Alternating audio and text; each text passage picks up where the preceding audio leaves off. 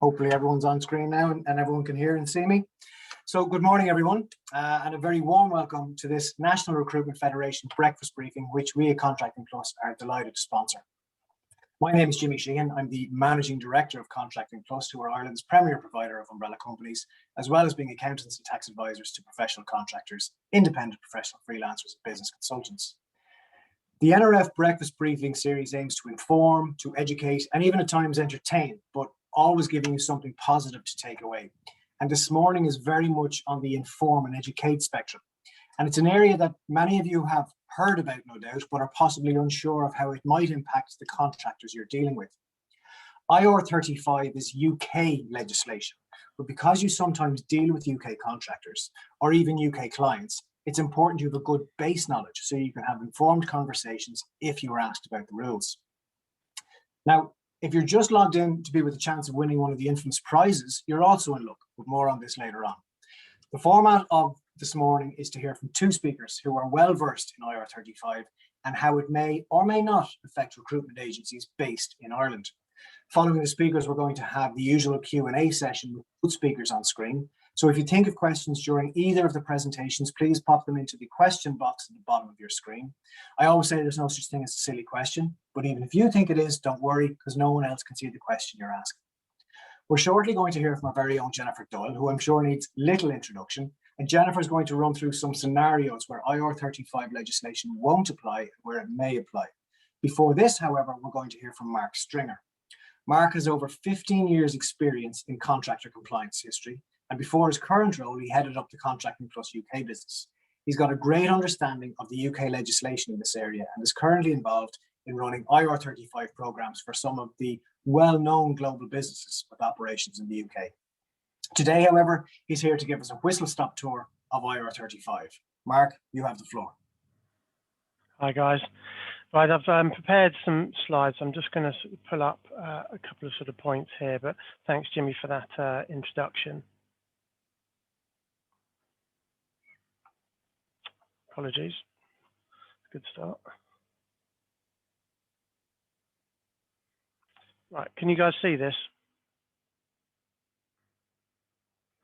Okay, well, what I'm going to do is I'm going to take you through some of the sort of aspects, I suppose, in and around sort of IR35. Now, as Jimmy mentioned, it is a UK piece of legislation, but obviously what we are here to do is to really discuss how this could potentially sort of impact any of either your UK contractors or any of our UK businesses. I think the first thing to sort of go across really is the fact that this is a manageable piece of legislation. You know, it is obviously a change to the current sort of situation, but as long as there's a bit of sort of common sense and a strategic approach to this, it is manageable by both yourselves and your contractors as well as your end clients. So the points to sort of consider is, first of all, this isn't a new piece of legislation. So IR35 has been around since 2000. The main sort of purpose of IR35 was to really use to identify who are legitimate independent contractors.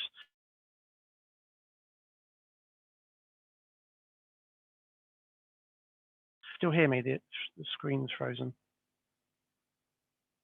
Can you still hear me? We can hear you fine, Mark. Yep. Okay, cool. So it's really to design, identify who are independent contractors in business in their own right and who are disguised employees. And to give you a bit of sort of background about that, I mean, in terms of sort of IR35 was typically sort of brought around what a lot of people were doing were leaving, you know, to give you an example of leaving a permanent job, starting back in exactly the same job on a Monday, but operating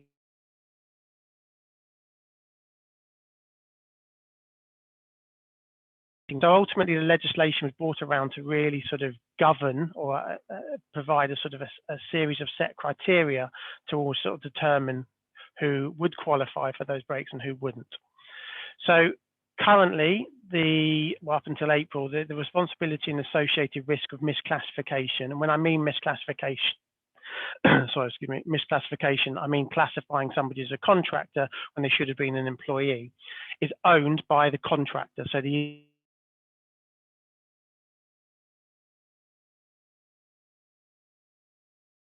point to sort of bear in mind here, though, is that Just because you have a UK contract, it doesn't necessarily mean IR35 would apply to them. IR35 only applies to your contractors that are operating through their own limited company. So if there's a director and shareholder of their what's generally referred to as a PSC in the market, that is when IR35 applies. If you have a contractor that's operating through an umbrella company, that sits outside of the IR35 legislation. So what's actually changing? So HMRC is not changing the legislation in its entirety. The principles that were sort of established to help determine who was and wouldn't qualify for IR35 remains the same. The only real aspect that's changing is they're moving the risk and responsibility up the supply chain. So they're moving it to the end user of services, so typically your end clients. Once that sort of determined, we'll go into a bit more detail about this, but once that sort of determination's then been given, it then sort of falls typically onto the sort of fee payers to ensure that they're paid in accordance with that determination. And we'll go into a bit more details about that shortly. Ultimately, the overall sort of aim of this is to really sort of drive a degree of compliance through sort of supply chain and put more responsibility onto end clients who have deeper pockets, they're easier to audit, rather than HMRC having to go and find 1,000 contractors, they might go out and find one business that has 1,000 contractors operating. So generally, from an efficiency perspective, it makes a lot of sense from their perspective to how to sort of change this legislation. What you need to be guiding your clients on and what you need to be sort of talking them about is really what's called an SDS, which is a status determination statement. So your end client will be responsible for classifying each independent contractor that they have that falls into the criteria that we'll go through later, and then providing an SDS document. So a status determination statement is really a summary of the findings of that assessment, and that will really indicate whether the IR35 rules apply or don't apply, or inside or outside, as it typically be. And inside means they're caught by the legislation and should be paying payroll taxes. Outside means they will continue through their limited company. So why are they doing this? Now, I've kind of touched on this sort of already, but the main sort of point to sort of look at is there's about 1.8 million contractors in the UK. So from HMRC's perspective, to identify 1.8 million contractors, then audit them, then take them to court if necessary, then then that sort of process is a very long, expensive, and takes up a lot of man hours. So in order to change the legislation, as I mentioned, by putting the end liability onto businesses using these contractors, they're going to be easier to identify. And equally, the clients will typically have deeper pockets than that of a limited company. So it's easy to go after financial sort of aspects.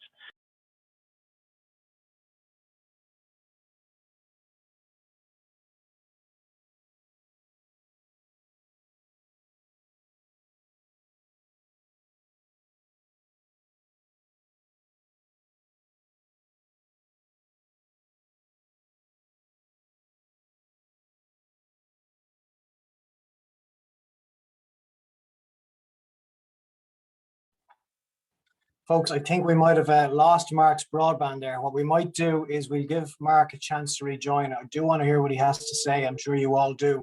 So what we might do is we might bring Jennifer on first, and Jennifer maybe will run through her slides. I don't think it will matter the order. I mean, this is about the different scenarios. So we just hear some of the scenarios, and then we come back to Mark when he rejoins us. Thanks, Jennifer. Okay, no problem. So I suppose what me has mentioned, some of you probably know me from working with your contractors here in Ireland. Over the last couple of weeks, the last couple of months, we've had a lot of conversations, a lot of queries coming through on IR35 from Irish agencies. So for a lot of people, I think the changes that are coming mean there's kind of a new set of potential rules to get your head around. So what I thought I would do today is kind of chat to you about a couple of high-level scenarios. These are hypothetical situations, but they're based on some of the questions that we've been receiving over the last couple of weeks and months. And I think the majority of the questions that I have received have been around when the legislation applies. So when do I need to think about IR35? When do I need to be having a discussion with my client, with my contractor? So what I'm going to do is I'm going to pull up some of those scenarios now. I suppose, look, just to note, obviously IR35, it's a moving piece, it's a big piece of legislation. So I think Mark just mentioned there are changes coming in April, but it has been in existence for some time now. So these scenarios are kind of a high level overview. You obviously might need to get some specific tax or IR35 advice, so drop us an email if there's something specific. But hopefully these will just be helpful in kind of outlining when IR35 applies in the chain and when you need to kind of have those discussions. So I'll just start sharing there now.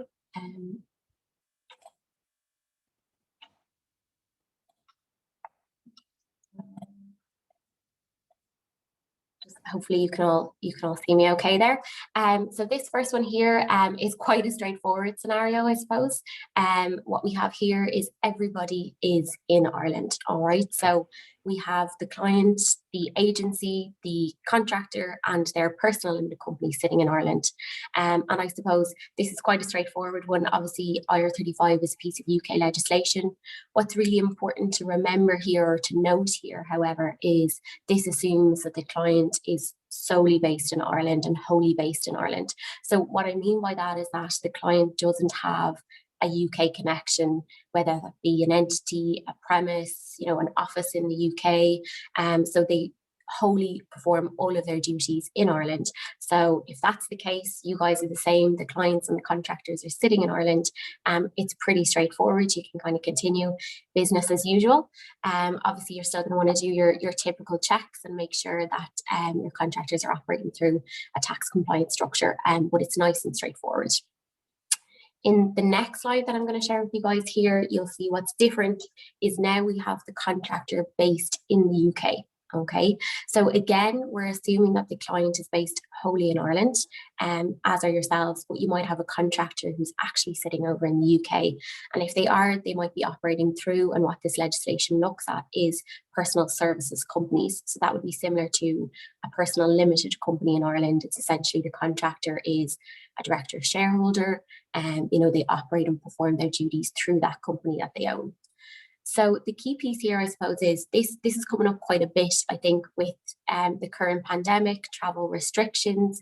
You might have a client in Ireland, talent is over in the UK, it's a niche skill set that your client needs. So how does IR35 apply? And it does apply here. You do need to be considering it, okay? But how it applies is in the current legislation, because the client and yourselves have no link to the UK, the responsibility falls to the contractor. So that contractor still has to consider IR35, still has to determine whether they are inside or outside of IR35 and then operate appropriately. But ultimately, that decision piece and that responsibility is going to fall to the contractor, and any potential exposure is also going to sit with them as well. So that's the second scenario, I suppose, just to run through with you guys. If it is the case that something like scenario 3 happens, so again, in this scenario, the contractor's in the UK, as is their personal services company, but you might also have an operation in the UK, or indeed your client might have an operation in the UK. So that might be a parent company, it might be a branch, it might be an office, but ultimately now the client has a tie to the UK. And so again, of course, IR35 needs to be considered here, and the off-payroll rules need to be considered by the client.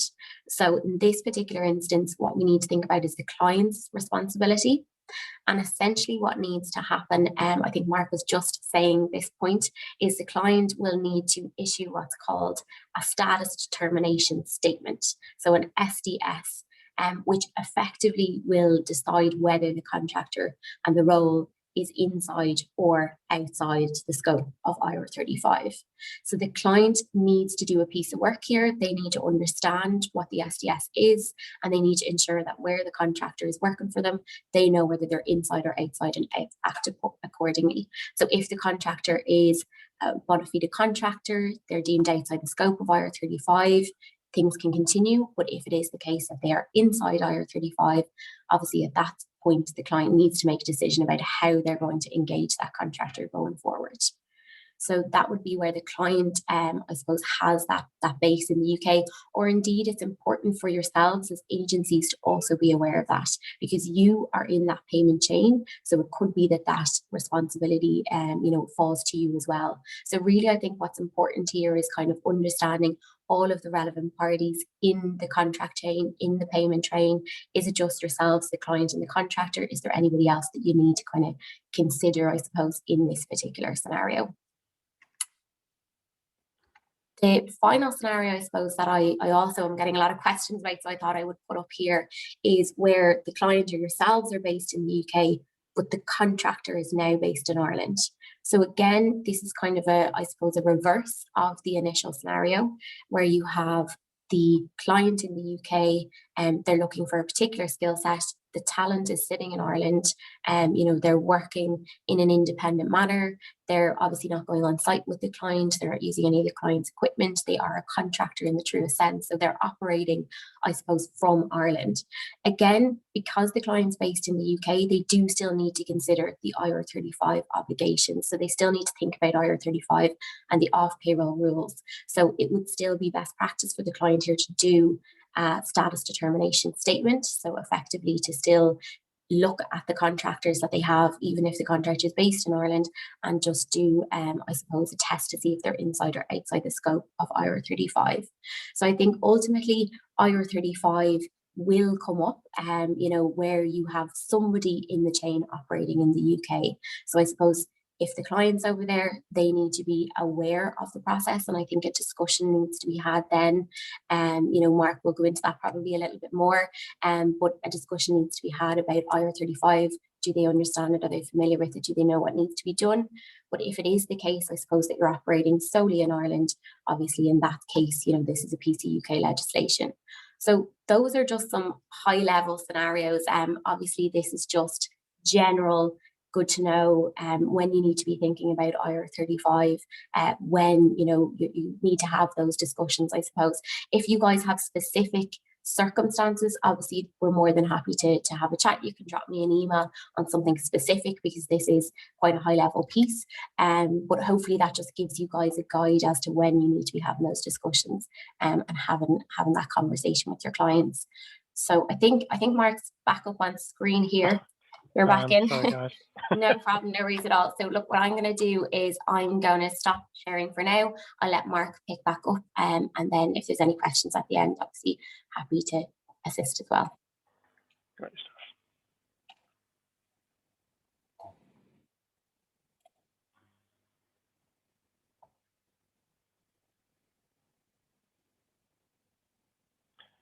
Sorry, guys. Just get.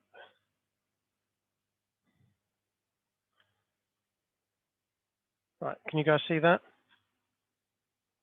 Yeah, perfect. Okay, cool. So the first sort of point of what I want to sort of cover is obviously misclassification risk. So misclassification risk is, as I was sort of indicating, is the misclassification of a contractor that should really be an employee. So if HMRC are to come in and audit your client and do see, well, you deemed this contractor outside and we deem them inside, and the court would then support that, then that is a potential sort of fine. That is a potential unpaid tax bill. Now, what HMRC have said is that they're going to have a soft landing for the first year. So if they perceive the client to be trying to do the right thing and attempting to sort of deal with IR35 in the right manner, then they're not going to fine their contractor. But at no point has HMRC ever indicated that they won't go for after what they perceive to be the unpaid tax. So it's an important point for you to register with your client that whilst they have said that, the liability there of tax would still exist. So you need to sort of help guide your client and make your client sort of aware from that if they do have the sort of misconception from the IR35 statement. Depending on how your client is looking to deal with the additional sort of employment cost, it could be that they have increased employment costs. The contractor, any contractors that are found inside will potentially see a reduction in take-home pay. So they may be pushing for higher rate. They may deem that the business is going to cover the employment cost. All of this will sort of come out depending on their sort of approach to that. Attrition of talent, there is a sort of a potential risk here that if businesses don't approach this in a strategic way that some clients, some talent will potentially leave, for an outside role. At the end of the day, contractors, from what we've seen and what we've sort of identified from all of our sort of contractors, it's very much a chosen profession now. Business contractors are choosing to operate in this manner and want to continue doing so. So, if they are sort of found sort of inside, that is sort of something that will have to be relevant and have to be considered. Difficulty in sourcing new talent, and so these are sort of points that you should be making clients sort of aware of, because obviously if they are looking to source new talent, contractors do want to operate as in an outside sort of capacity. And then there's obviously the admin and reputational sort of side of things as well. So what is self-employability? What would typically sort of look like? So we've sort of devised some of the sort of points here that they'll sort of consider. So first of all, the skill set in itself, is it a unique skill set? Are they bringing in skill sets to the business they don't currently have in place? Is it sort of somebody that's got 25 years experience, 10 years experience, within their sort of chosen field, and they would be considered an expert in that field? Or is it more of a transactional job where it's considered less of a skill set? So if you've got a purchase ledger clerk who's operating as an independent contractor, that's unlikely to sort of quantify in that. And that's a sort of a point to sort of consider. In terms of the actual sort of business operations, are they a seasoned contractor? Have they been doing this? Have they been sort of running their business, their limited company for some while? Are they aware of the tax responsibilities on them? Do they have insurance? These are sort of other sort of aspects to look at. Do they come onto financial risk? Does the contract that's currently in place review the fact that the contractor is responsible for delivering certain parts of that role and they own that sort of responsibility? Equally, do they incur out-of-pocket expenses? So typically, if they're running a limited company, they would have had to pay for insurance, they'd have had to pay for accountancy costs, other related sort of home office. I know it's slightly different now with sort of COVID, but do they look and sound and feel like a contracting business in their own right? Then equally looking at sort of the actual project terms. So typically we look at sort of something as a sort of £30 per hour sort of upwards. Anything below that, typically from what we've sort of found, there'd be questions about whether that would then fall under sort of a bit more of a subordinate nature. So are they under sort of supervision, direction, and control? Are they under sort of the control sort of element of that? So we'll come on to that also a bit later on.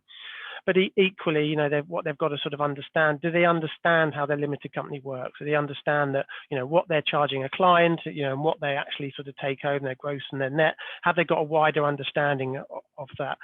But also look at the actual sort of the element of work. Are they brought on for a particular project?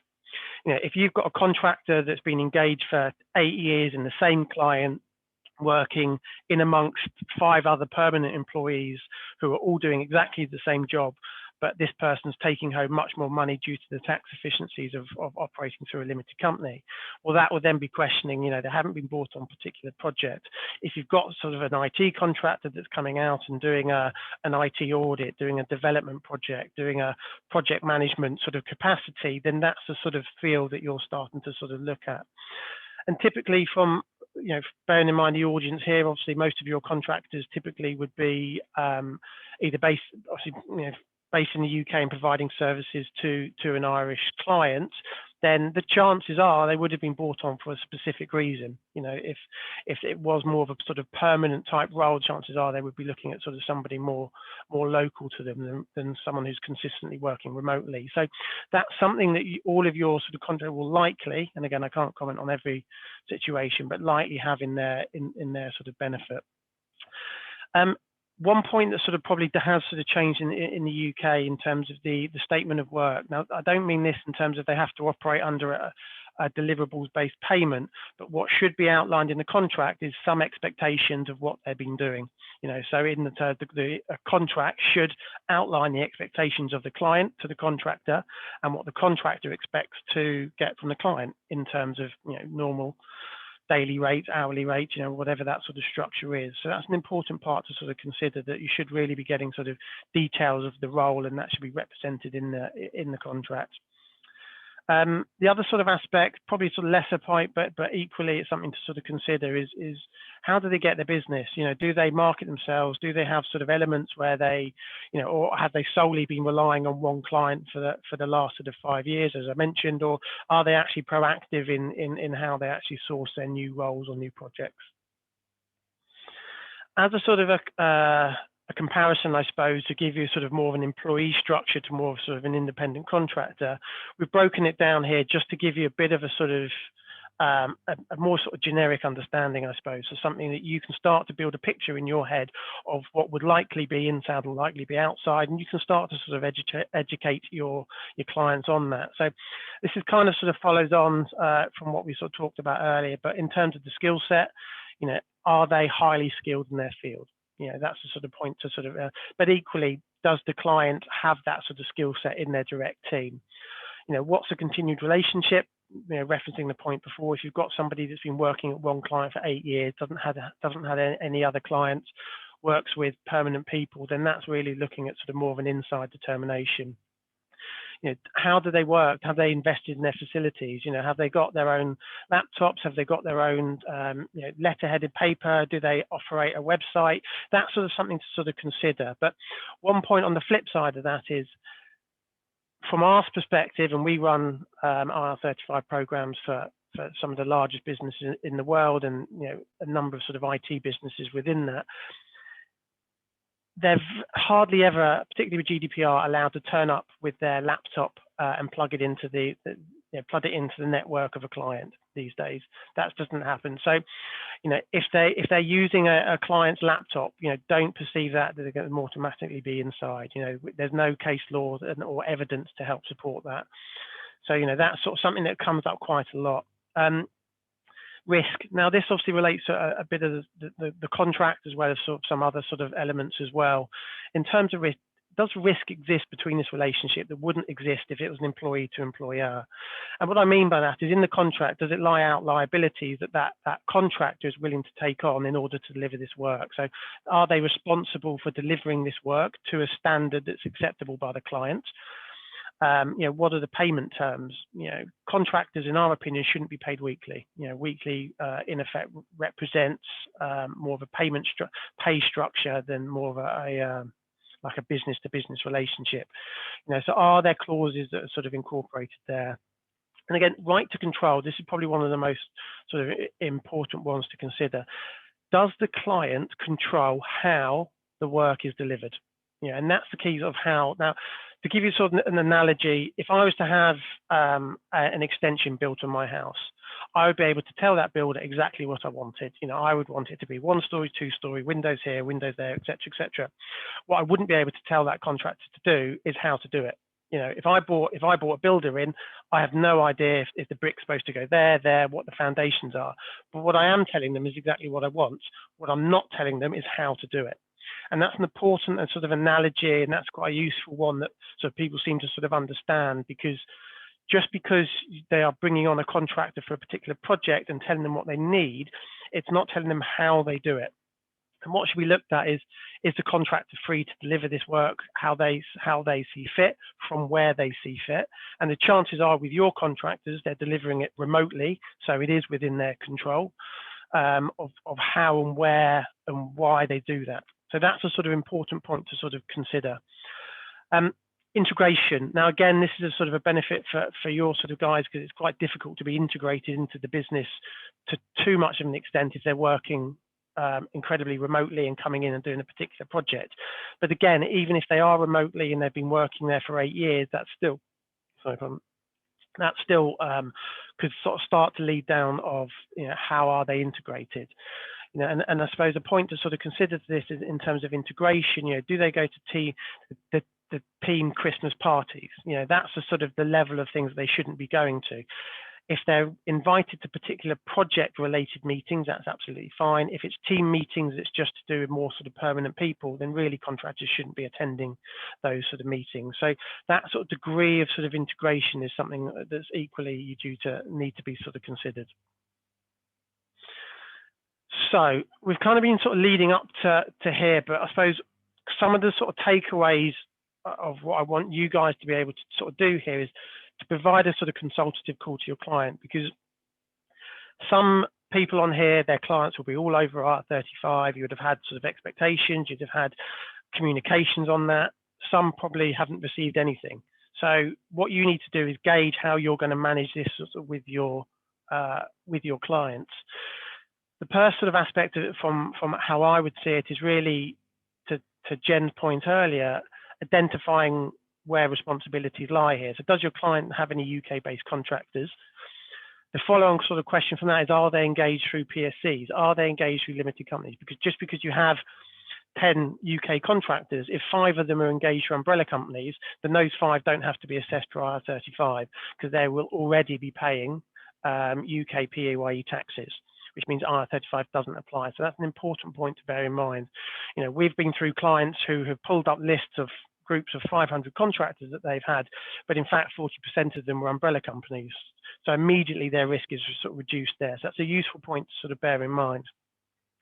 And then really sort of following on from what Jen was indicating earlier, you know, does the client have a UK entity either directly or indirectly?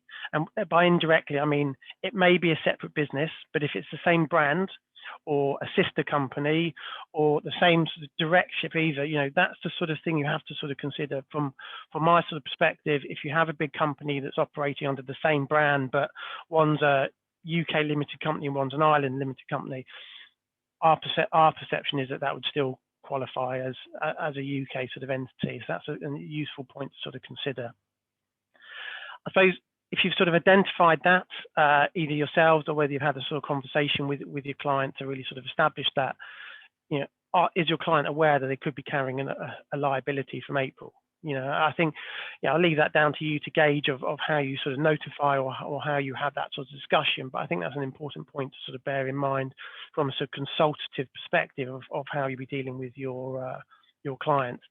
But from that sort of point, then it's your responsibility. So once that sort of process has gone through, once the business has then issued out the employment status determination, so the SDS, status determination statement, it's then your responsibility as a supplier to pay in accordance with that. So if they give you a determination that that contractor is outside, then you will continue as normal, continue paying that limited company contractor as is. If the client gives a determination that they're inside, you can dispute it, which is a point.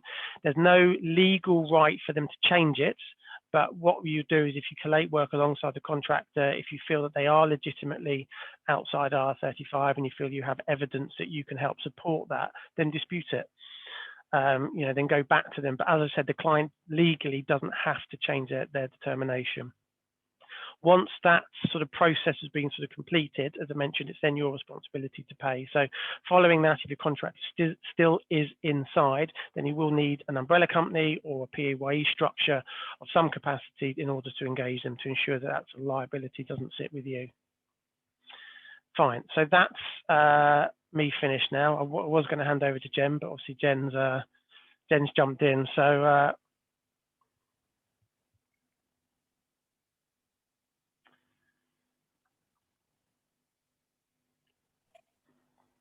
do we want to have a question? Yeah.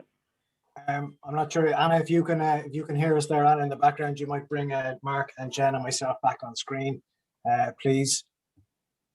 That's brilliant. Thank you very much. Okay, so look, thanks again to Jennifer and Mark, and very professional Jen jumping in early with the bit of technical difficulty we had. So well done. I'm going to come to you both shortly for questions, but and I see a good number of questions coming in. So keep those coming in using the question box at the bottom of your screen, and I'm going to jump to these in a minute.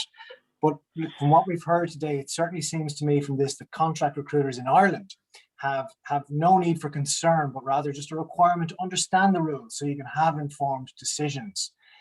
I'm going to group together a couple of similar questions which have come in, and I'm going to answer these together because they all make reference to whether or not we can expect to see similar legislation coming into Ireland. The short answer is no. IR35 only applies where the contractor is operating through their UK personal service company. It is UK legislation.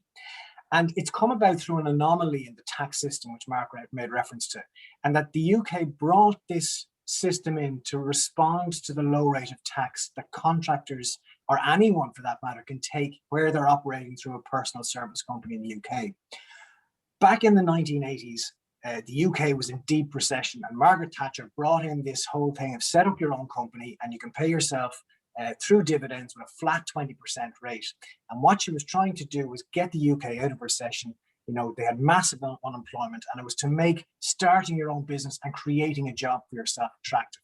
So certainly in Contracting Plus, we don't see similar legislation being introduced into Ireland, as dividends in Ireland are taxed in the exact same way that payroll is. So if a contractor is operating through an Irish umbrella company or their own Irish personal limited company, personal service company, sorry about that, then IR35 is essentially a moot point. If a contractor, as Mark mentioned, is a UK umbrella company, the full amount they earn is also processed through payroll. So again, there's no fears or concerns with IR35. So I'm going to come to a couple of the questions that have come in now. Mark, I'm going to start with you. One here. What happens if a contractor disagrees with a client's determination of their status? Well, this is to my point earlier, they can dispute it. Now, as I mentioned, the client doesn't have a legal right to change it, but what the contractor will need to do is collect what they feel is evidence and be able to sort of provide that either directly to the client or via you, the supplier.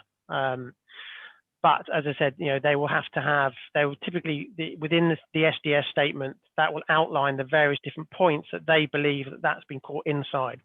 So if they say control, if they say that the client is a paymaster, which means that they are fundamentally the main source of income into the business, then the contractor would have to put forward cases or points of why they dispute that and ideally provide sort of evidence. Now, each business will or should have their own sort of dispute process, but it's a requirement to have that outlined in the SDS. Okay. So that will give you the instructions of what to do and how to follow it. Brilliant. Thanks, Mark. Jen, what are you seeing in terms of the queries that are coming in? Are there a lot of UK contractors actually coming into Ireland, or is it more a query stage at the moment? I think at the moment it's still just a lot of queries. I'm finding that the conversations that I'm having is a lot of kind of just education about what IR35 is, what it means, when do I need to be thinking about it. I think probably if you look back over the last couple of years, certainly we would have seen a lot more movement with maybe UK contractors coming into Ireland using companies here and trying to get tax advice on that, which is a whole other tax piece if you're using a foreign company in Ireland. But I think the last 12 months, obviously, the current situation has changed a lot of that. I mean, travel restrictions are there. A lot of people seem to be staying put. So at the moment, I think most of the questions that I seem to be getting through are just, do I need to be having the conversation? What do I need to be thinking about? But I'm seeing it mostly apply to UK contractors working in the UK, sitting in the UK, and maybe the clients here in Ireland. They're just trying to kind of manage that piece of, do we need to think about this UK contractor? So at the moment, it's a lot of just high level kind of educational conversations, I would say. And those are the types of conversations that Mark has referenced, you know, that some clients are probably having and maybe some clients need to start having as well. Okay. Mark, in terms of doing, from an agency point of view, in doing due diligence, do the agencies need to establish if the client has a UK entity? Or if they ask the client the question via email and they respond, is that enough? Yeah, I mean, I think, you know, from their sort of perspective, if they don't have, it's good, or paper trail. You know, I work in compliance, so a paper trail is always a useful thing to have. I mean, it may be obvious, it may be, you know, I would suggest doing a bit of research themselves. Just, you know, you can sort of find it if they've got a London office, but ultimately, if it comes from the client, that's preferred. Okay. Okay. There's one here, Jan. I think it's either of you or, but we have a UK contractor placed into an Irish company. Is it correct to say they are outside of IR35 and the role is based in Ireland? Sorry, so the role is based in Ireland. The contractor And the UK contractor is in an Irish company. well, if they're in an Irish company, then they'll be paying Irish taxes on the income. You know, if they're a resident over here, I think that's an important piece. You know, if somebody is living and working in Ireland and is a tax resident in Ireland, there's going to be Irish tax implications for that individual. So if the client's in Ireland, the agency's in Ireland, the contractor is in Ireland, if they're working through an Irish structure, they're going to be paying Irish taxes. Okay. Okay, there's a couple of questions coming in here that are of a similar vein as well. I might take these because they're essentially looking at what the rules are when contracting in Ireland with your UK PSC. So that's actually not at all an IR35 question. That's a tax question. So anyone with a foreign company coming in, and the UK company will be deemed a foreign company coming into Ireland. So if you do that, there's certain rules and regulations which must be met. And that's something that we're seeing a number of UK contractors doing, not a huge amount, but there are a number of them doing it. And actually it's a tax question, and we speak to them individually because the answer for one might be different to the answer for the other. So to put that in perspective and put a little bit of color around it, let's take Patrick, who was born in Leeds to Irish parents, and John, who was born in Leeds on the same day to UK parents. They went to the same school, the same college, they have the same qualification. They're both operating through their same personal service company. They both now moved to Ireland to take a contract through their UK personal service company. The tax rules will be different for both because Patrick has Irish parents and John has English parents. So we're getting into a whole other tax system. So if you have questions like that, give Jen a shout and she'll talk you through those. Multinationals that have entities under a larger parent company across the UK and Ireland are considered a UK operation regardless of the specific business. Is this correct? Multinationals that have entities under a larger parent company across the UK and Ireland are considered a UK operation regardless. I wouldn't imagine that's true. Mark, do you have any thoughts on that? You consider the UK entity, if they have a UK presence, then they would be considered a UK entity. Yeah, so any company with a UK presence. Now, what we do know, our head of tax, Richard Marshall, has looked into this, and he is actually determined that where there is a relationship. So you mentioned, say, Google Ireland and Google UK, Mark. But let's take a smaller company where there's an Irish parent and a UK subsidiary, or vice versa. But each of those companies acts independently. So there's no control over the UK operation from Ireland, and there's no control over the Irish operation from the UK.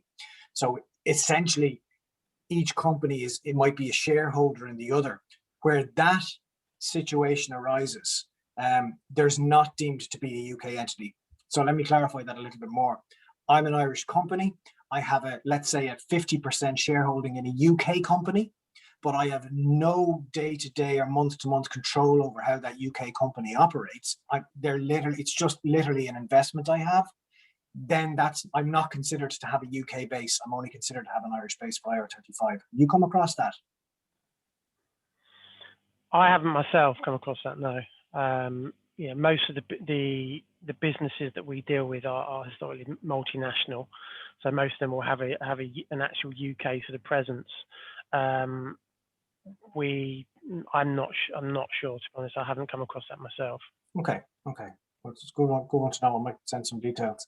Another one here. What happens if the client does not show reasonable care when carrying out the SDS? I might throw that one to you, Mark. Yeah, I mean, this is a reasonable care. It's untested, I suppose. It is the part. Now, what's HMRC's intention, as I would perceive it, is they're trying to stop what they call blanket bans.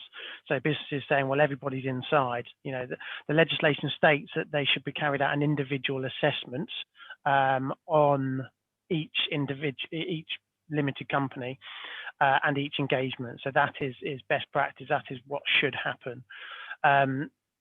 The parameters of reasonable care, as far as I'm concerned, are yet to be defined. So what would and wouldn't warrant reasonable care is fairly untested. Mm-hmm. If they are identifying the person, if they are carrying out an individual assessment, that is sort of reasonable care. If they're doing a blanket ban, saying, okay, well, all of our contractors are inside, without sort of verifying and providing support and information on that, I would say that that's very questionable. But it's still a lot of it is still up in the air, and that's part of the problem here. There's a lot of sort of disparity about perceptions of what is and what isn't. HMRC have actually been very open. They've said there'll be no fines or penalties in the first 12 months as long as people have taken reasonable care. Isn't that right? Yeah, but then that's again what's reasonable care. So that sort of brings us back to the sort of the point. I mean, HMRC have come out, as I mentioned, and said it is going to be a sort of a soft landing. Our advice is, still prepare for the worst. Would always be, tell the client to make sure they have, they are checking these, and don't go into this assuming that it's a soft landing. They're still going to go after the tax, which will quite often be the bigger. I think there's no point in bringing in legislation and then ignore it. I'd say you're right there, but I think the other thing is here, the HMRC will be the first to recognise that people are human and they can do their best. They were recently found out to have contractors operating through an illegal loan scheme through non-compliant umbrella companies. So, and when they were asked about it, they said, no, we don't. So, I mean, they actually didn't know. So there's an element of a bedding in period here. So I'd be saying to people, don't have too much concern, don't have too much worry. It's a new road ahead. Yeah. Okay. Yeah. There's a lot of questions coming in, guys, that are like, I'm not going to take because they're very specific, in terms of your requirement. Jennifer, there's one, I might just take one last one here for you. Yeah. And it's talking about going back to the chains. Yeah. So, could you explain a little more about the chain of liability? If the contractor is working 100% from Ireland, okay, they're using their personal service company. So I'm going to assume that's a UK personal service company. They have registered their UK personal service company in Ireland, and the client is based in the UK, and the agency is based in the UK. So clients in the UK, agencies in the UK, personal service company has been used, but the UK contractor has moved to Ireland and is operating from here. I think the key piece there, I would think, is to look at the client. So I think that scenario there, the client is in the UK. So if the client is in the UK, they're going to have to consider IR35 and the off-payroll working rules. So I think it is important that in that scenario, the client still does look at all of their contractors, even if the contractor is doing some work in Ireland. If they're working through a UK personal services company and the client's in the UK, they still need to do their due diligence around IR35. So in that particular scenario, likely still do that status determination statement and understand whether that individual is inside or outside of the scope of IR35. I think that's the kind of the first step. And once they kind of can review and understand whether the contractor falls inside or outside, then act accordingly. But it ultimately, if the client is based in the UK, it needs to be considered. Okay, and actually there's another one here we might take quickly, because we're on the island of Ireland. So in terms of a contractor from Northern Ireland working remotely, so they're working in Northern Ireland or partially on site for a company in the Republic of Ireland, what advice would you give there?